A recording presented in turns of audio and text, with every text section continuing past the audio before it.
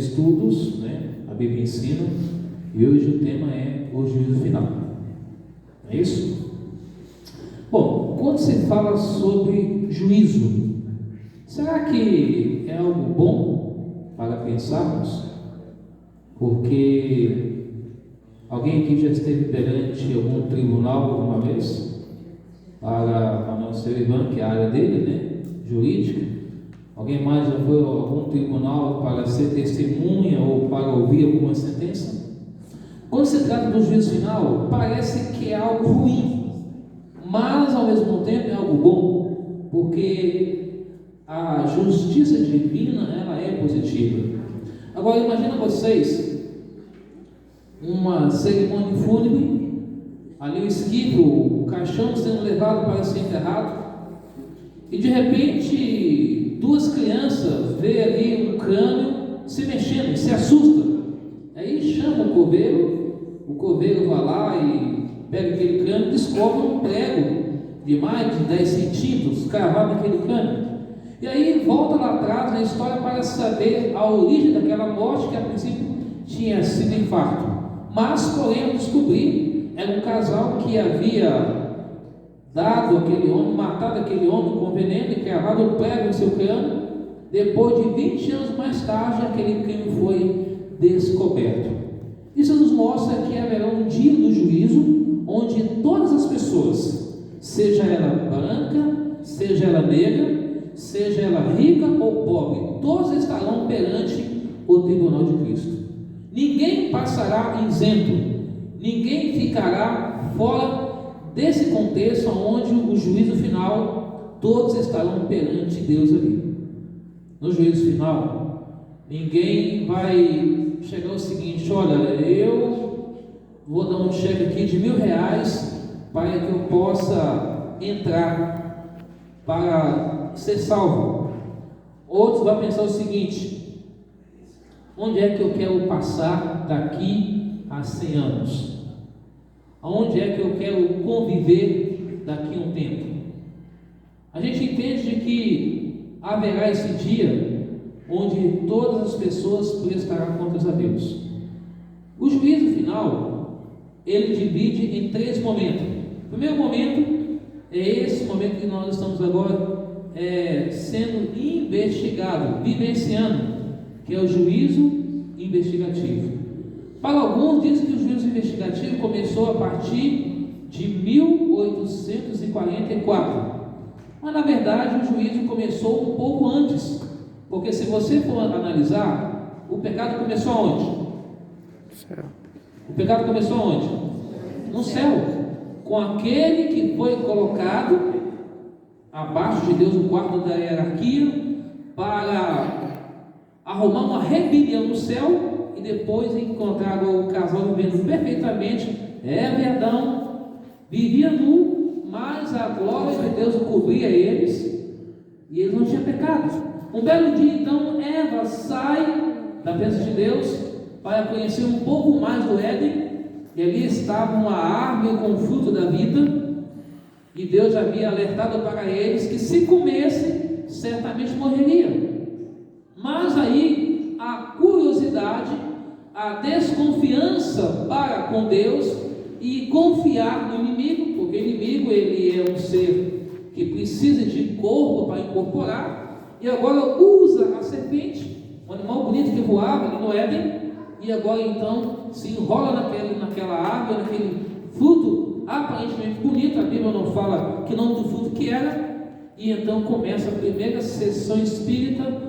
Começa então ali sendo falado para Eva: coma do fruto que você vai ser igual a Deus. E aí comeu, houve a decadência do homem e da mulher. O segundo pecado na terra, o primeiro no céu. Depois, mais adiante, você vê ali Caim matando Abel por causa do quê? De disputa, podemos dizer, de adoração a Deus. Deus pede uma certa, olha, você traga a melhor oferta, e Abel trouxe o cordeiro. Caim também teve uma boa intenção, trouxe uma oferta boa, porém Deus não aceitou.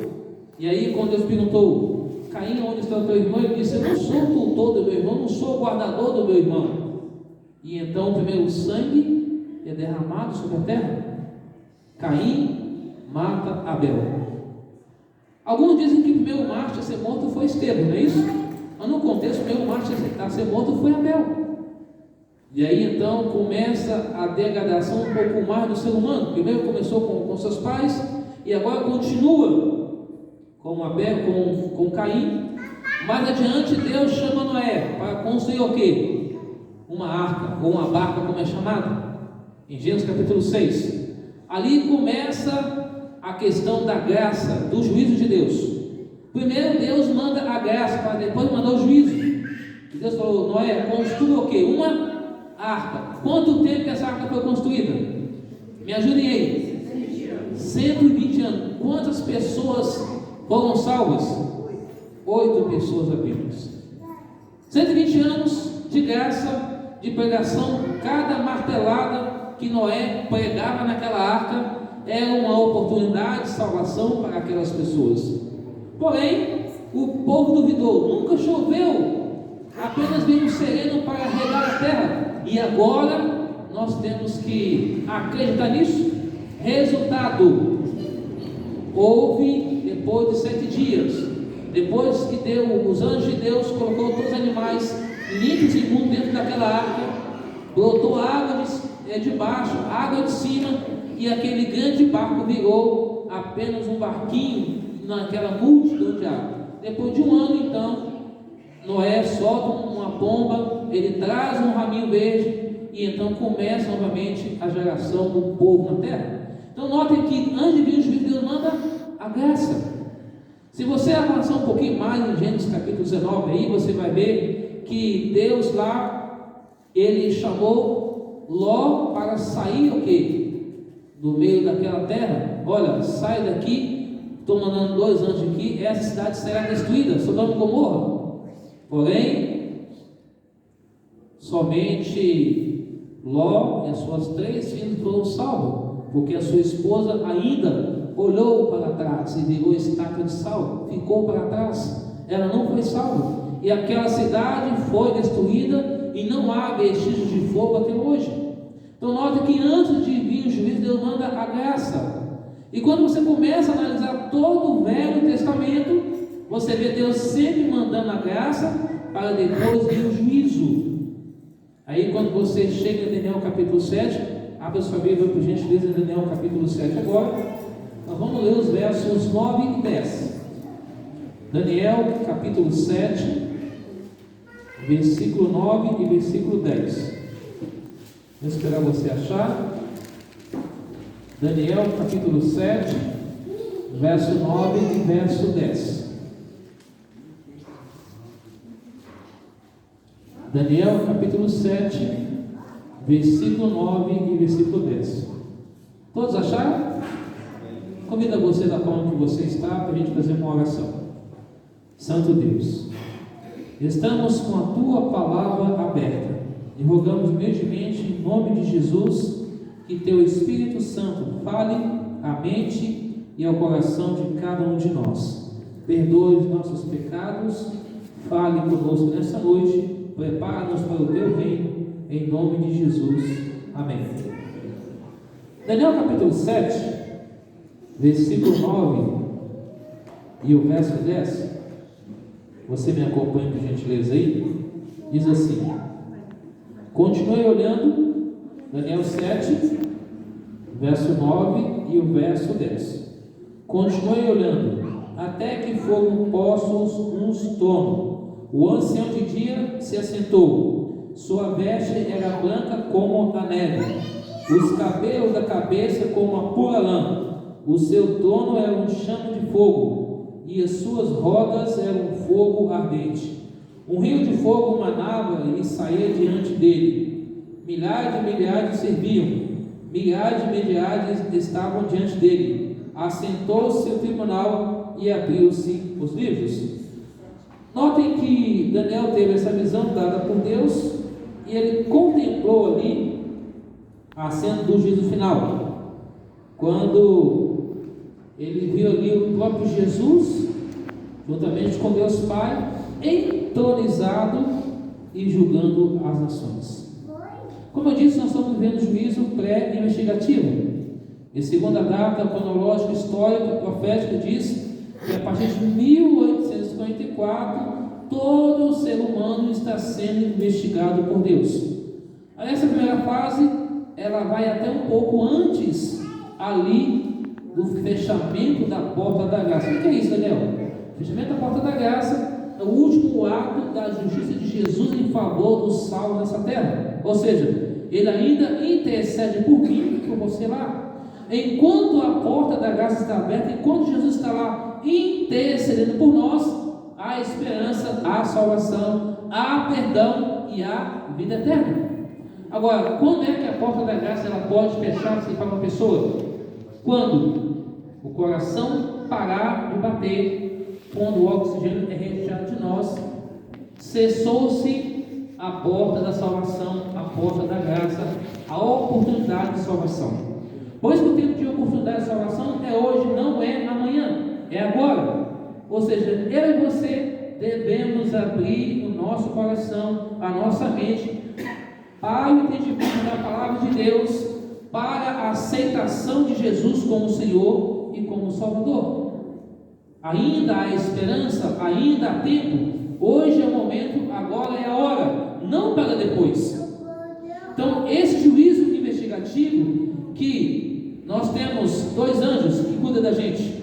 O primeiro anjo é um anjo protetor, que nos guarda desde quando a gente nasceu até o último suspiro da vida. E o segundo é o anjo relator, que escreve a nossa vida nos livros do céu. O primeiro livro é o livro da vida.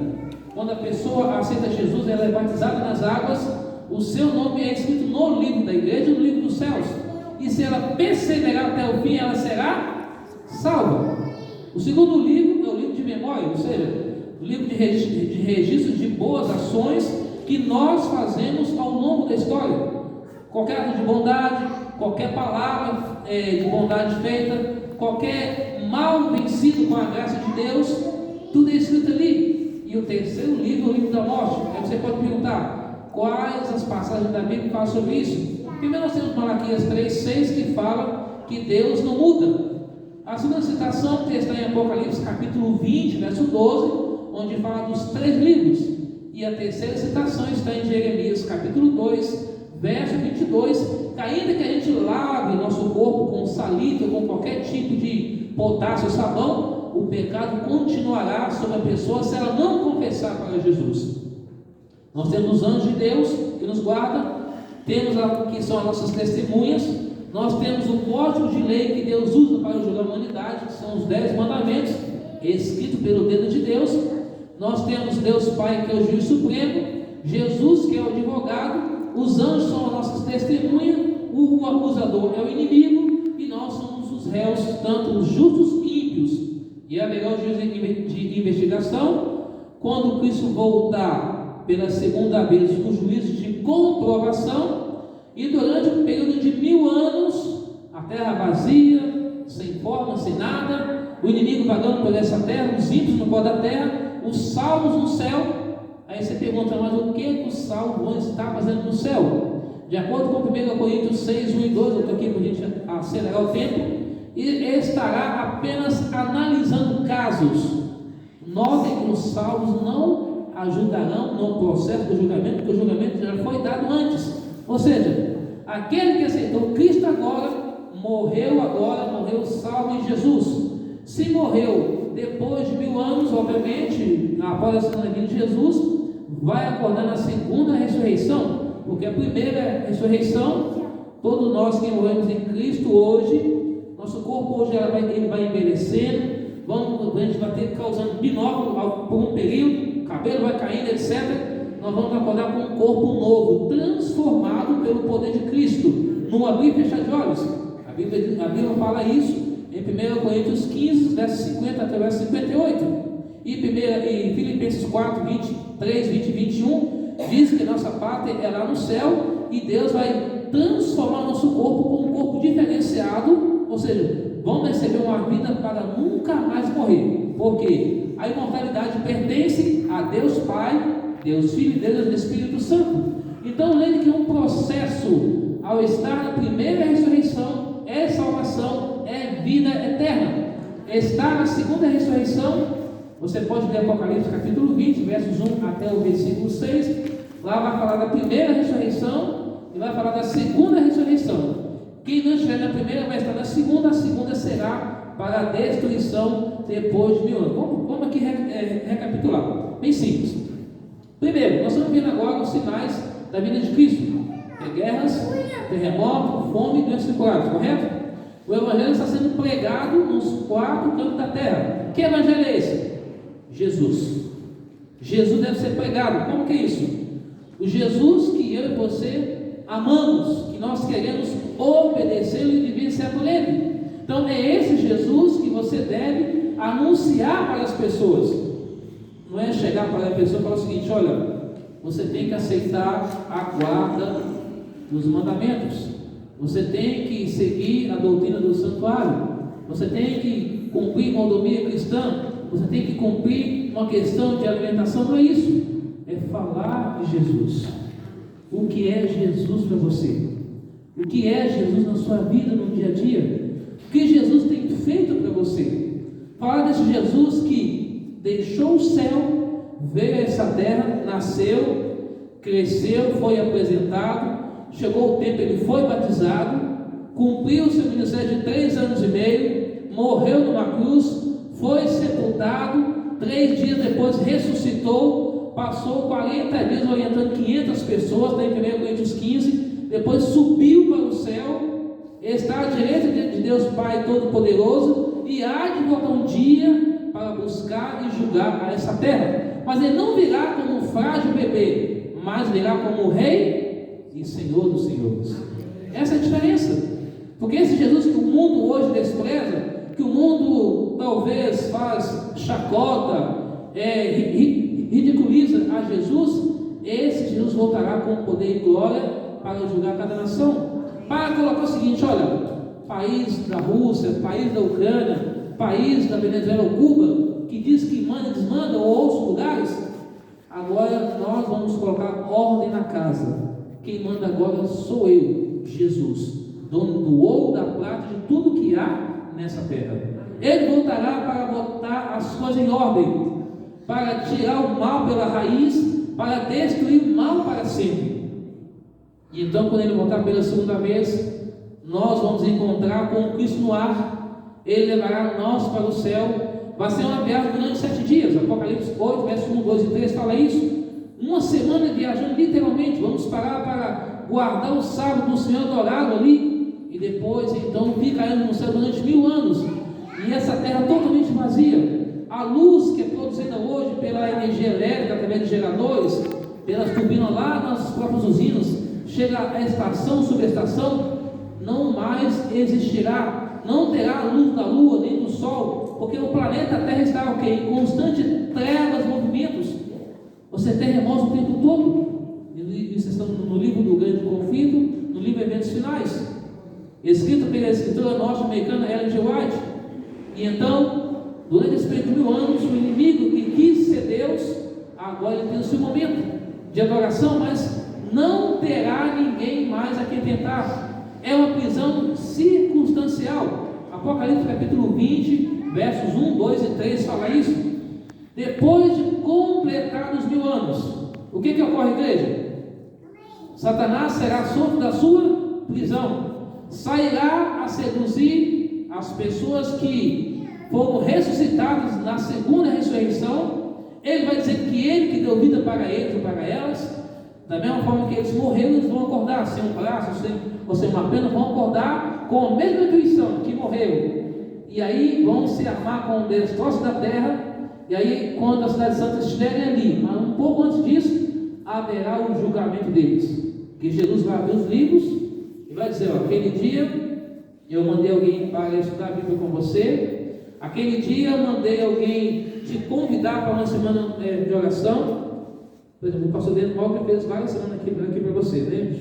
Denis Morgan passou quando já trabalhamos junto em 2008, ali na região da Paulistana, e 2009, então o João Pastor já conhece há muito tempo, amigo nosso, e o Antônio Gonçalves também. E então imagine então as oportunidades que a pessoa teve, semana de oração, evangelismo, tudo isso, para que a pessoa entendesse a verdade de Cristo Jesus. Mas ele ou ela rejeitou a Jesus, então a pessoa estará sendo julgada por isso. Olha, foi feito isso, isso, isso, mas você não aceitou. Resultado, todos os ímpios, de acordo com Filipenses 2, versículo 10, o que vai acontecer? Todo joelho vai o quê? Dobrar perante Cristo Jesus. Reconhecer a soberania e a justiça de Deus, mas não com a intuição de que poderá ser salvo, que não tem mais jeito. Eles vão agora ao comando do próprio inimigo. É o seguinte, vamos fazer o último ataque àquela cidade. O que vai acontecer? Vai vir fogo do céu, vai destruir Satanás, demônios caídos, ímpios. Naquele dia poderá estar alguém que nós amamos, poderá estar alguém que foi líder, pastor, obreiro, ancião, alguém que rejeitou a Jesus e infelizmente estará no grupo dos perdidos. Por outro lado, temos a surpresa. Eu e você estamos lá pela graça de quem? De Cristo Jesus. Porque ninguém é salvo por obras, ninguém é salvo só por guardar sábado. Eu já vi pessoas dizendo o seguinte: eu guardo sábado, eu vou ser salvo. Eu sou vegetariano, eu vou ser salvo. Ninguém é salvo pela soja, ninguém é salvo pelas obras. Grave isso: ninguém é salvo pela soja por ser vegetariano, ninguém é salvo pelas obras porque faz boas obras, ninguém é salvo por si próprio. Somos salvos pela graça, pela fé em Cristo Jesus, porque ninguém merece ser salvo, mas Jesus, ao morrer na cruz, ao se doar por nós, ele fala: Deus, Pai, esse me aceitou, esse foi perseverante, esse me obedeceu, ele merece ser salvo. Porque se olhando para mim, olhando para você, nota zero. Sou pecador, não sou melhor do que você, não estou aqui dizendo que conheço tudo, não sei tudo. A cada dia aprendo um pouco mais da palavra de Deus, todos nós, porque nós vamos ser sempre eternos alunos. Por mais que alguém que possa ter se formado, graduado, doutorado, PhD, não importa, cada um de nós vamos estar sempre aprendendo da palavra de Deus. Aprendendo no dia a dia da escola, da vida, da faculdade, etc., porque nós somos alunos. Agora então, veja aquelas pessoas marchando pela terra e a cidade santa descendo do céu, depois de Jesus ter feito aquele grande discurso que vai ser demorado, e agora então a cidade santa começa a descer. Jesus pisa no Monte das Oliveiras, prepara aquela cidade, os ímpios marcham pela terra, Deus manda fogo do céu, enxofre da terra, e queima tudo, destrói tudo, e pela palavra de Deus, de Jesus, ele recria um novo céu e uma nova terra. E pasme eu dizer para vocês, Deus irá governar aqui todo o universo do nosso planeta Terra. E a cidade, hoje em Jerusalém, Israel, que é uma pequena capital, um pequeno país, que o resto do Oriente Médio tenta brigar para tomar, que ali tudo se faz, produz, ali será o local da cidade santa, geograficamente falando, e Deus irá governar todo o resto do mundo. E aí começa a tão sonhada eternidade. Vai começar um novo céu e uma nova terra. Aí não haverá mais injustiça, não haverá mais fome, não haverá mais desigualdade social, não haverá mais ideologias como está sendo implantado pelo Brasil e pelo mundo afora. Não precisa dizer as coisas, que vocês são pessoas bem inteligentes, sábias, sabem o que está ocorrendo hoje, as mudanças que estão sendo faladas, propagadas pelo mundo, pelo Brasil afora. Tudo isso vai deixar de existir, e eu e você vamos ser um povo feliz, um povo onde viveremos eternamente com Jesus. Pois Daniel capítulo 7, 9 e 10, ele teve essa visão. Ele falou: Deus falou: filho, descansa, porque não é para os seus dias, não é para dias vindouros, que é agora, o momento onde nós estamos vivendo cada dia do juízo de Deus. Quando olhamos para a justiça humana, ela é o quê? Ela está correta? Falha. Homens que estão lá em cima fazem leis para beneficiar a si próprio. E nós, como povo brasileiro do nosso país, desculpa a palavra dizer, mas se usa nós como gado. É o que está sendo feito hoje. Mas em breve a justiça de Deus, de Jesus, virá, E aí, se ele lá em cima não se converterem, estará no segundo grupo, no grupo dos perdidos, que é o lago de fogo. Por um lado, nós temos o grupo dos salvos, que é o grupo das ovelhas. Por outro lado, o grupo dos bodes. Mateus 25, versos 31 até o 45 fala sobre isso. Será que alguém quer ser ovelha ou bode? Quem quer ser ovelha? Todo mundo quer ser ovelha, porque ovelha é um animal tranquilo. Você começa a tirar o pelo dela e fica quietinha. Alguém que já viu uma ovelha sendo morta? A ovelha, quando ela é morta, ela não berra, ela fica calada. A pessoa pendura ela de pata para cima e ela lacrimeja os olhos, depois ali corta a cabeça dela, o sangue todo sair do corpo e usar o pelo, a carne para o consumo. Isso é comparado com Jesus, que foi levado para o matador. Isaías 53 fala isso. E portanto, eu e você hoje temos a oportunidade da gente então entender de que o juízo final não é para nós, mas para aqueles que rejeitaram a Jesus. Vou passar aqui rapidamente algumas imagens para sintetizar e gravar na mente de vocês, tá? Bom, todos os dias estarão perante o tribunal de Deus. Isso é fato. Segundo Coríntios 5,10 diz que importa que todo mundo compareça perante ao tribunal de Cristo. E aí está o código de lei que Deus vai usar para julgar cada ser humano. Deus dará a juízo de todas as obras, mesmo as que estão escondidas, boas ou más. Isso está em Eclesiastes 12, versículo 13 e 14. O versículo 13 fala o quê? Temer a Deus e guardar os seus mandamentos, porque isso é dever de todo homem, toda pessoa. Por que o mundo está hoje assim? Porque não obedece a palavra de Deus. Você vê que o amor está aumentando e o pecado diminuindo. É assim? Como que é? Muito bem. O pecado aumentando, o amor diminuindo e a fé cada vez mais, sendo migrada, sendo pequena. Esse é o mundo que nós estamos hoje vivendo. As pessoas fazem qualquer negócio para ter dinheiro e poder, mata ou passa por cima de qualquer coisa ou de qualquer pessoa. Bom, as três fases de juízo, relembrando para vocês. A primeira fase, investigação, comprovação, e a terceira fase, execução. O juízo de investigação está acontecendo agora. Apocalipse 14, 6 e 7 é um texto que você já conhece, mas ele fala que nós devemos adorar quem? Adorar quem, igreja? Isso. A Deus. O versículo 6 fala o quê? O evangelho é aonde? Quem são os anjos? Nós somos anjos. Não é que agora você vai ter asa não, tá? Agora não vai chegar em casa agora e botar uma toalha e sair voando, não é isso? Nós, simbolicamente, Deus quer nos usar para divulgar Jesus para as pessoas, que é a boa nova de salvação. Bom, investigação, temer a Deus, dar-lhe glória e adorar aquele que fez o céu, a terra, o mar e as fontes das águas.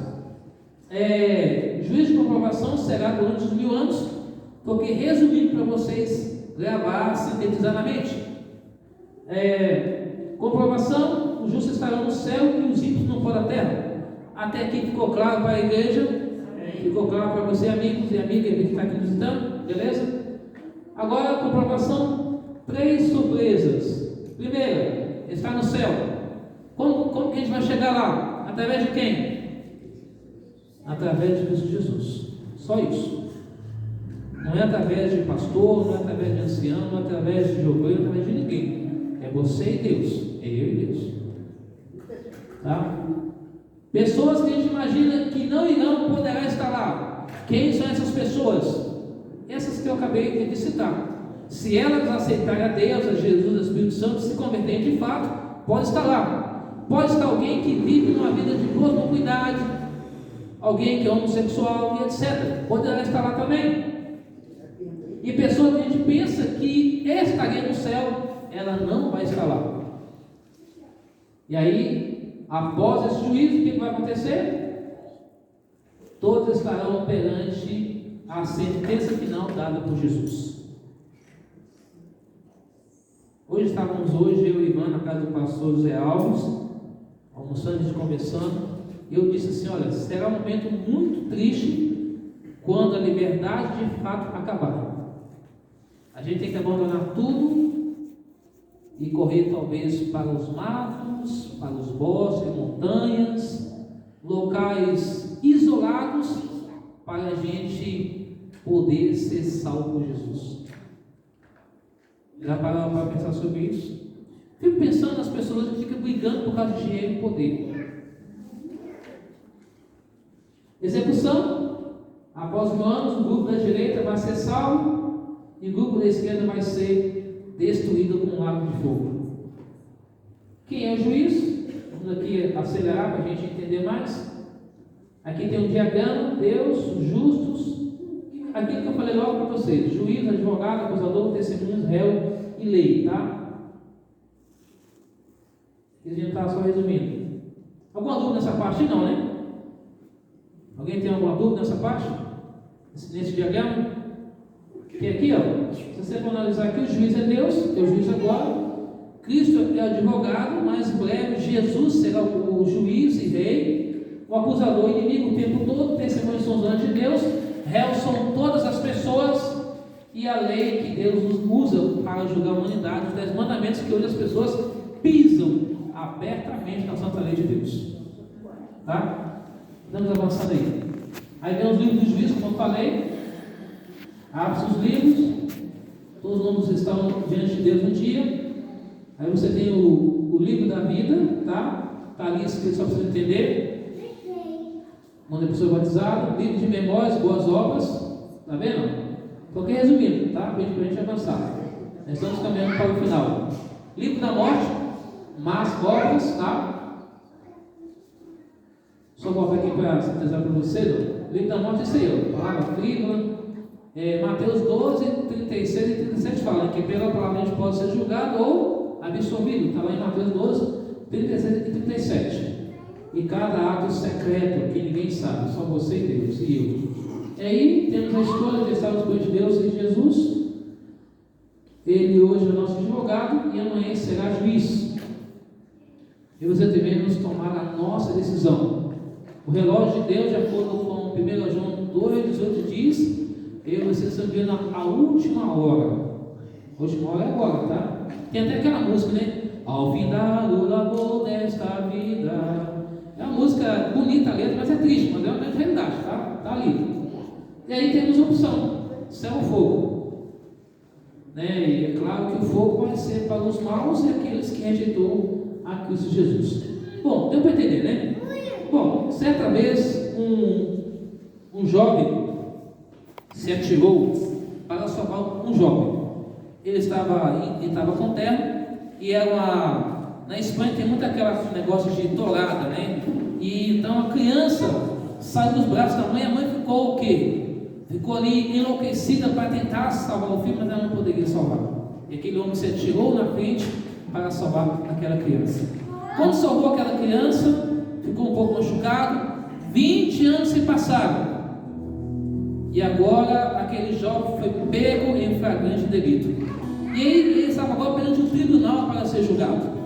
E quando ele viu aquele senhor, ele tentou reconhecer: eu lembro do senhor. Você, aquele jovem que eu te salvei lá atrás, quando eu era advogado, agora eu sou juiz. Então, seu juiz, tem como o senhor me dar uma oportunidade de salvação? Meu filho, aquele dia eu te salvei. Hoje eu não posso salvar você. Hoje eu tenho que te condenar pelo ato de errado que você fez. Isso é claro que é uma história, um exemplo, nos mostra claramente. Eu e você temos o poder da escolha, de escolher ser salvo ou de escolher ser rejeitado, ficar para trás. Que escolha que a gente faz? E aqui eu quero terminar lendo com você uma citação bíblica que está em Apocalipse capítulo 22, verso 17. Gostaria que alguém lesse para mim esse texto, por favor. Apocalipse capítulo 22, verso 17. A última citação dessa noite. Apocalipse capítulo 22, verso 17.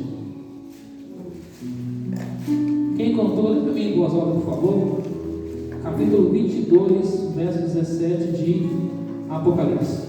O Espírito disse: vem, aquele que ouve, vem, aquele que tem sede, vem, e aquele que quiser, receba de graça a água Obrigado. Aqui nós temos a ação da divindade: Deus Pai, Deus Filho e Deus Espírito Santo. Amém. Aquele que ouve, diga, venha. Aquele que quiser, receba de graça a água da vida. Pela graça divina de Deus, Deus deseja que eu e você tema a Ele, guarde os seus mandamentos para adorá-lo com todas as suas forças físicas, mentais e espirituais, para que um dia possa estar com Cristo no reino dos céus. Que música vamos cantar agora, irmão? Bem-vindo a Cristo. A minha pergunta para você é a seguinte: são 8h13, passamos 3 minutinhos do horário. Você quer estar bem junto a Cristo? Porque olhando para esse mundo, amanhã todo mundo vai sair cedo para o trabalho. Quem trabalha aqui do lado de São Paulo centro, então amanhã você tem que sair daqui às 5 horas da manhã para chegar a tempo, né? Depende do horário que vocês entram. E vai embarcar no metrô, depois também pode embarcar no ônibus. Ninguém, claro, não vou falar que vocês vão pegar ônibus ou tem, que ninguém aguenta, porque é pesado. A gente vai embarcar. Mas de qualquer forma, vocês vão sair cedo.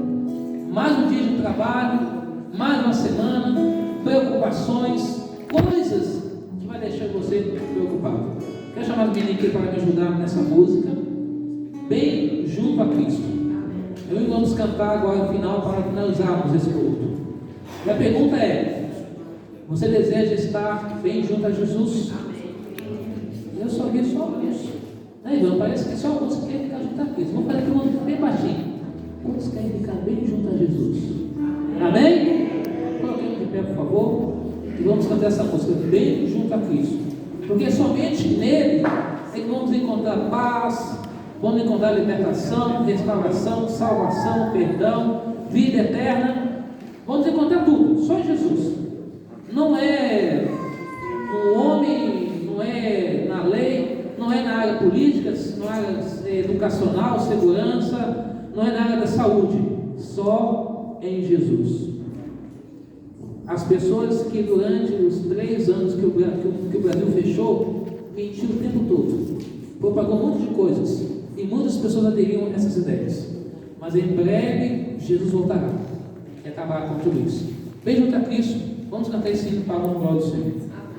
Vini, solta o playback, por favor.